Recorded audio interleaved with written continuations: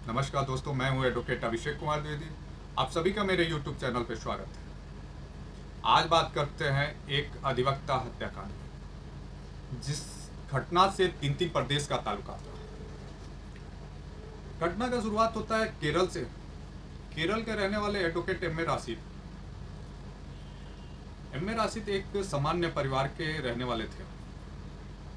M A Rashid के पड़ोस में एक लड़की थी जिसको बीएड करना था। एम ए राशिद का एक दोस्त जोजफ, जो कर्नाटका के बेंगलुरु शहर में एक प्राइवेट बीएड कॉलेज में प्रबंधक समिति में सदस्य था। एडवोकेट राशिद जोजफ के ही थ्रू बेंगलुरु में उस लड़की का एडमिशन बीएड में कराते हैं। लड़की कुछ सब्जेक्टों में फेल हो जाती है और वो एडवोकेट राशिद से मिलती है और उनसे रिक्वेस्ट करती है कि वो कॉलेज में बात करें कि उसे पास कर दिया जाए। इधर एडवोकेट राशिद का छोटा भाई था जो 12th कंप्लीट किया था करीब 50% नंबरों से। एडवोकेट राशिद ये डिसाइड करते हैं कि उसका एडमिशन बेंगलुरु के ही किसी प्राइवेट इंजीनियरिंग कॉलेज में डोनेशन से कराने का। वो 11 अगस्त 1987 मंगलवार को बेंगलुरु के लिए जाते हैं, क्योंकि 16 अगस्त 1987 संडे को उनका मैरिज एनिवर्सरी भी था। तो ये डिसाइड करते हैं कि 16 के पहले वापस आने का। 11 अगस्त को वो मॉर्निंग में बेंगलुरु पहुंचते हैं। वहीं स्टेशन के पास एक संध्या लान में रूम लेते हैं और करीब 10 बजे के आसपास वो बीएड कॉलेज के लिए निकल जाते हैं भाई के साथ।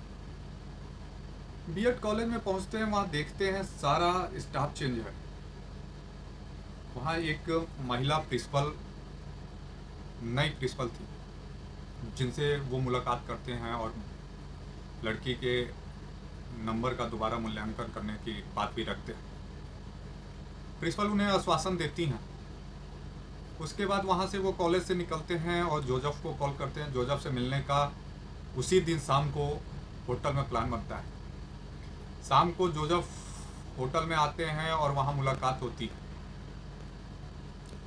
जोजफ और एडवोकेट राशिद दोनों होटल में मिलते हैं और भाई का एडमिशन का भी बात करते हैं। जोजफ आश्वासन देता है कि मुश्किल है, लेकिन एडमिशन का देखते हैं। फिर जब जोजफ से बीएड कॉलेज के बारे में एडवोकेट राशिद पूछते हैं तो जोजफ पूरी घटना बताता है। जोजफ बताता है कि गवर्नमेंट कर्नाटका में 2 मेडिकल कॉलेज देने का डिसाइड करती है, एक मैसूर में, एक कोलार में। क्योंकि मैसूर में कोई और संस्था मेडिकल कॉलेज के लिए अप्लाई करती है, कोलार के लिए बीएड कॉलेज के मालिक सदाशिव का ताल्लुकात कुछ अच्छे पॉलिटिशियन और अधिकारियों से था, जिनके थ्रू वो कोलार में बिल्डिंग किराए पे लेते हैं और कुछ कृषि योग्य भूमि लेते हैं और कोलार मेडिकल कॉलेज के लिए अप्लाई करते हैं। सब कुछ समय से होता है और कर्नाटका के ही सहकारिता एक मंत्री थे आर्य जलप्पा भी अपने ही विभाग के ट्रेनिंग सेंटर को अपने एक प्राइवेट एनजीओ को किराए पे देते हैं बिल्डिंग को, और डेट खत्म होने के बाद मेडिकल कॉलेज के लिए अप्लाई करते हैं। वो मेडिकल कॉलेज कोलार वाला सदाशिव को मिल जाता है। सहकारिता मंत्री का कर्नाटका में काफी दबदबा था सरकार में। वो मुख्यमंत्री से मिलते हैं और काफी दबाव बनाते हैं कि बाहर से आया हुआ व्यक्ति को कैसे दिया जा सकता है और ये मेडिकल कॉलेज मेरे ही एनजीओ को मिलनी चाहिए, मेरी संस्था को मिलनी चाहिए। मंत्री जी के दबाव से मुख्यमंत्री मान जाते हैं और दोबारा आदेश बदला जाता है, यह कहते हुए कि टाइपिंग मिस्टेक की बात रखते हुए दोबारा आदेश की जाती है और मंत्री जी के संस्था को कोलार वाली मेडिकल कॉलेज मिल जाती है। सदाशिव कुछ अधिवक्ताओं से मिलते हैं और उन्हें राय दिया जाता है कि आपके साथ अन्याय हुआ है। हाई कोर्ट में एक रिट पिटीशन फाइल करने के लिए, जिससे ये कॉलेज सदाशिव को मिल जाए। सदाशिव हाई कोर्ट में एक रिट फाइल कर देते हैं। इधर मंत्री जी तब तक होम मिनिस्टर बना दिए जाते हैं कर्नाटका के। जब कर्नाटका के होम मिनिस्टर बन जाते हैं तो वो सदाशिव के बीएड कॉलेज के संस्था के जो पुराने मेंबर थे उनके थ्रू उनके ऊपर खपला का मुकदमा कराते हैं और आदेश करा देते हैं। बीएड कॉलेज का जो संस्था था वो पुराने सदस्यों को दिला देते हैं। इधर सदाशिव भी काफी जुगाड़ वाला था, वो अपना बिल लेते आता है और बीएड कॉलेज जो पुराने सदस्य थे उनके हवाले हो जाते हैं। जोजफ और सदाशिव छुपे भी रहते हैं पुलिस के डर से, क्योंकि होम मिनिस्टर उस समय आर्य जलप्पा जी थे तो काफ़ी दबाव था और उनके एक करीबी डिप्टी कमिश्नर थे के नारायण, जो उस समय बेंगलुरु के डिप्टी कमिश्नर थे। उनका काफ़ी दबाव था सदाशिव को दोबारा अरेस्ट करने का। सदाशिव छुपा हुआ था। तब तक इस संस्था को लेके सिविल सूट फाइल हो जाती है। एडवोकेट राशिद से उनका दोस्त जोजफ ये बताता है कि सिविल कोर्ट से टेम्प्रोरी इंजेक्शन ऑर्डर सदाशिव के फेवर में हो गया है और उसे यहाँ रुक के प्रशासनिक दायित्व संभालना चाहिए। एडवोकेट राशिद के मना करने पे जोजफ रिक्वेस्ट करता है। एडवोकेट राशिद मान जाते हैं और वो अपने भाई को वापस केरला भेज देते हैं और अपने बेंगलुरु में रुक के सदाशिव के स्कूल का प्रशासनिक जिम्मेदारी निभाने का सोचते हैं। उधर सदाशिव द्वारा जो हाई कोर्ट में रिट पिटीशन फाइल हुआ था उसमें हाई कोर्ट का डायरेक्शन बेंगलुरु यूनिवर्सिटी को हो जाता है कि मेडिकल कॉलेज के लिए दोबारा फ्रेश आवेदन लें। हालांकि इससे होम मिनिस्टर के ही संस्था को फायदा हुआ। दोबारा फ्रेश आवेदन यूनिवर्सिटी लेती है और उसमें होम मिनिस्टर साहब की जो संस्था थी उसको दोबारा मेडिकल कॉलेज अलॉट हो जाता है। इधर सदाशिव के लोकल एडवोकेट से एडवोकेट राशिद मिलते हैं और सिविल कोर्ट का आदेश लेके एरिया के पुलिस स्टेशन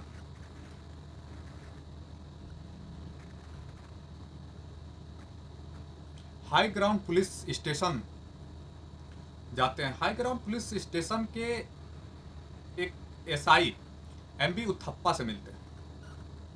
एमबी उथप्पा से सिविल कोर्ट का ऑर्डर दिखाते हैं और वो ऑर्डर कंप्लायंस के लिए उथप्पा से मदद मांगते हैं। एसआई उनसे सदाशिव से अथॉरिटी लेने की बात करता है और अथॉरिटी लेके दोबारा आने को बोलते हैं। एडवोकेट राशिद वापस जाते हैं और फिर अपने दोस्त जोजफ से मिलते हैं। जोजफ को बातें बताते हैं। जोजफ बेंगलुरु के ही एक होटल में लेके जाता है एडवोकेट राशिद को और वहाँ पहली बार मुलाकात एडवोकेट राशिद से सदाशिव का होती है। सदाशिव कहते हैं कि कल तक आपको अथॉरिटी लेटर मिल जाएगी और वो सदाशिव वापस चले आते हैं। अगले दिन Sadashiv authority letter advocate Rashid को भिजवा देता है। एडवोकेट राशिद अथॉरिटी लेटर लेके पुलिस स्टेशन दोबारा जाते हैं और एसआई से मिलते हैं। एसआई को अथॉरिटी लेटर देते हैं। एसआई अगले दिन फ्राइडे को कॉलेज चलने की बात करता है। एडवोकेट राशिद वापस चले आते हैं। अगले दिन जब एडवोकेट राशिद जाते हैं तो जो प्रिंसिपल थी बीएड कॉलेज की, उस महिला द्वारा एक झूठा कंप्लेन एडवोकेट राशिद के ऊपर दर्ज कराया जाता है और एडवोकेट राशिद को गिरफ्तार कर लिया जाता है। एडवोकेट राशिद के साथ बहुत मारपीट की जाती है और सदाशिव के बारे में भी पूछा जाता है। अगले दिन सैटरडे को एडवोकेट राशिद को मजिस्ट्रेट के सामने पेश किया जाता है। जब एडवोकेट राशिद मजिस्ट्रेट के पास पेश होते हैं तो वो बताते हैं कि मैं खुद अधिवक्ता हूं और मुझको इस तरह से मारा पीटा गया है। मजिस्ट्रेट उनकी बात सुन के उनको बेल दे देते हैं और मंडे को उनको दोबारा कोर्ट के सामने आने को बोलते हैं।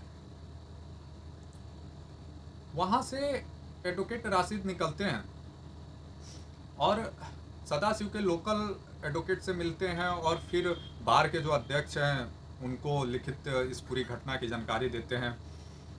कमिश्नर को लिखित लेटर भेजते हैं और कई अखबारों को भी सूचना मिल जाती है इस चीज़ की। अपने घर भी कॉल करते हैं और ये बताते हैं कि कल मैरिज एनिवर्सरी है लेकिन मैं आ नहीं पाऊंगा, और फिर घर एक गिफ्ट भी भेजते हैं मैरिज एनिवर्सरी का। अगले दिन हर अखबार ने इस बात को प्रमुखता से अपना खबर दिखाती है। कई अखबार ने होम मिनिस्टर का भी नाम सामने लाती है। एडवोकेट राशिद अगले दिन संडे को होटल में ही थे कि शाम को अचानक 3-4 पुलिस आती है और उनको जबरन होटल खाली कराती है। होटल से उनको पूरी सिग्नेचर करा के चेकआउट कराती है और रसीद लेती है जो एडवोकेट राशिद को दे दिया जाता है। उसके बाद होटल से एडवोकेट राशिद को पुलिस लेके चली जाती है। अगले दिन मंडे को जब एडवोकेट राशिद कोर्ट नहीं पहुंचते हैं तो जो लोकल लॉयर थे सदाशिव के, वो कोर्ट को मजिस्ट्रेट को ये बताते हैं कि पुलिस ने कल उनको हिरासत में ले लिया है, वो पेश नहीं कर रही है। पुलिस का ये तर्क था कि एडवोकेट राशिद होटल खाली करके और वो शहर छोड़ के भाग गए। उधर सीआरपीसी के 97 सेक्शन के तहत मजिस्ट्रेट के वहां प्रार्थना पत्र भी डालते हैं। मजिस्ट्रेट द्वारा कमिश्नर, डिप्टी कमिश्नर और पुलिस से जवाब भी मांगा जाता है। सदाशिव जोसेफ के लोग खोज में लग जाते हैं एडवोकेट को। एडवोकेट का कहीं पता नहीं चलता है। 18 अगस्त मंगलवार को तमिलनाडु के एक रेलवे स्टेशन है सलेम रेलवे स्टेशन के नज़दीक में ही रेलवे लाइन के साइड में एक लाश मिलती है। रेलवे कर्मचारियों द्वारा देखा जाता है और उसकी सूचना रेलवे पुलिस को दी जाती है। अगले दिन रेलवे पुलिस के ही एक एसआई आते हैं और एरिया के पुलिस स्टेशन को सूचना दी जाती है। क्योंकि एरिया का पुलिस नहीं आती है, एसआई लाश को निकलवाते हैं जिसमें से बदबू आने लगती है और कीड़े भी लग गए होते हैं। उसको पोस्टमार्टम के लिए भेज देते हैं। पोस्टमार्टम के बाद सलेम रेलवे स्टेशन के ही पास में रेलवे की जमीन में उस लाश को दफना दिया जाता है। क्योंकि एसआई को सीनियर द्वारा डांट भी सुननी पड़ती है क्योंकि वो लाश का फिंगर नहीं लेते, जबकि ऐसा है कि कोई अज्ञात लाश मिलती है तो उसकी फिंगर लेना जरूरी होता है क्योंकि आगे पहचान हो सके। एसआई जब कपड़े की तलाशी लेते हैं तो उसमें एक होटल का रसीद और एक डायरी मिल जाती है। डायरी में एडवोकेट राशिद का नाम और एड्रेस रहता है। चूंकि उस समय कोई मोबाइल था नहीं, लेकिन टेलीफोन नंबर उसमें था। कॉल करके वो सूचना देते हैं, एडवोकेट राशिद के फैमिली के लोग आते हैं। कपड़े और सामान देख के यह यकीन हो जाता है कि एडवोकेट राशिद की ही लाश थी। क्योंकि यह मैटर काफ़ी हाई प्रोफाइल था, तो तमिलनाडु की सरकार इसे पुलिस विभाग की ही एक आपराधिक घटनाओं की जांच करने के लिए संगठन है सीबीसीआईडी, तो ये केस सीबीसीआईडी को दे दिया जाता है।